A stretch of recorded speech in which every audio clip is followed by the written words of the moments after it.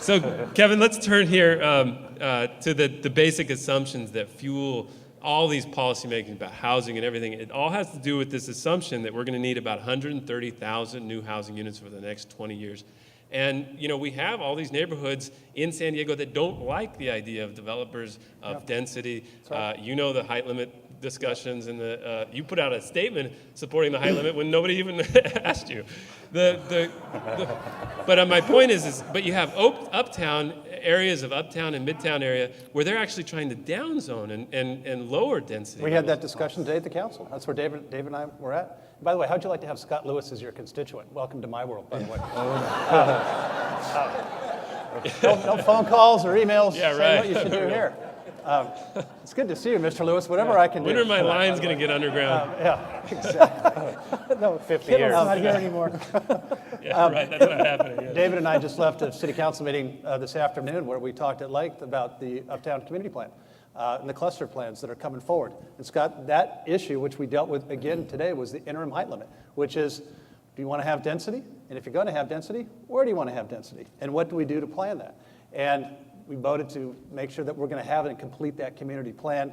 But I'll tell you, one of the biggest things, it's a long answer, but I don't want people to stomp their feet. But one of the reasons that we're supportive of moving our planning department as a planning department with our new director, Bill Fulton, is to get these community plans back on track. So we have certainty as to where we want growth and development and certainty as to where we don't. Can I just answer a little bit on that? Yeah. Because, and going back a little bit to the fee issue, and I think Myrtle Cole had the best comment on the council yesterday, and if you missed it, you want to play it back. But she said, when the fee was cut in 1986, I didn't see this surge of developers coming into my district to build anything. And it's true, they that didn't occur. But what the message there is that there are places and there are communities where we want to see density. I mean, I spearheaded a project called Commercial 22nd Comp 22. It's a density project. It's senior multifamily housing. It's a big development there that's going to be on the transit line. So there are opportunities for that growth, and so why do we continue to fight the areas that don't want it, and why don't we embrace the areas that actually do want it and actually move forward? So does anybody here challenge those basic assumptions about the growth and the units that we need to build? I would like to. Okay. I think that, Water, right? well, I was going to say water. Because Pensions. No, well, pensions, yes, water, pensions. But I think that the best information we have from the census analysis and the population growth specialists that are not industry oriented is that San Diego's population is leveling off, and the population increases is primarily to do with the fact that there's a slight a greater amount of people that are being born that are dying. And so that's what our population is. Not like what happened back in the 70s and 80s. So I think that we probably are overstating it. And then again, we're not going to be able to have really any population growth until we get a secure water supply. And that means recycling, Told you water was salinization, yeah. You know, all okay, those so things. just for the record, everyone except Mike Aguirre accepts those assumptions.